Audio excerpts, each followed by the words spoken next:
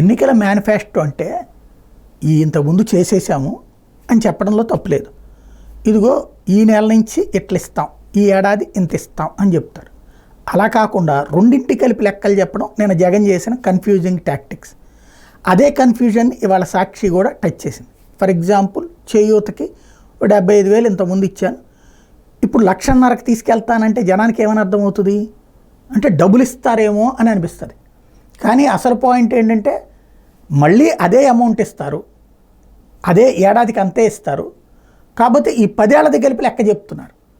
అదే కన్ఫ్యూజన్. ఇవాళ సాక్షి రాసుకొచ్చినటువంటి వార్త కూడా అదే. రాష్ట్రంలో 45-60 ఏళ్ల మధ్య ఉన్న పేద అక్క చెల్లెమ్మల సంక్షేమం లక్ష్యంగా వాళ్ళు ప్రతి నెల మరింత స్థిర ఆదాయం పొందడానికి గత 5 ఏళ్ళు రాష్ట్ర ప్రభుత్వం వైఎస్ఆర్ చేయూత, వైఎస్ఆర్ కాపు నేస్తం, వైఎస్ఆర్ ఈబీసీ నేస్తం పథకాలు అమలు చేసింది.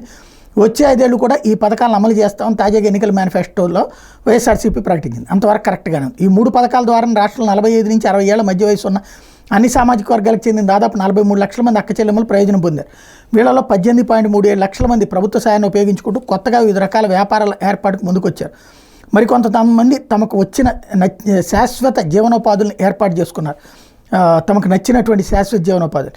తద్వారా ఇప్పటికే ప్రతి నెల 10,000 దాకా స్థిర ఆదాయం పొందుతున్నారు. ఆయా పథకాలను మరో 5 ఏళ్ల పాటు కొనసాగించడం ద్వారా ఇంకా లక్షలాది పేద కుటుంబాలు ప్రతి నెల స్థిర ఆదాయం పొందాయని అధికార వర్గాలు ఆర్థిక నిపుణులు పేర్కొన్నారు. ఇంతవరకు కరెక్ట్గా రాశారు. కానీ వైఎస్ఆర్ చేయూత తమ కాళ్ళ మీద తాము నిలబడలేకపోయి 1,50,000 వరకు అంటే ఏంటి 75,000 1,50,000కి, దాన్ని మళ్ళీ అట్లాగే కాపు నేస్తం ఇకపై 1,20,000కు అంటే ఇప్పుడు 60,000 ఇచ్చారు, ఇప్పుడు మళ్ళీ ఇంకొక 60,000 ఇస్తారు.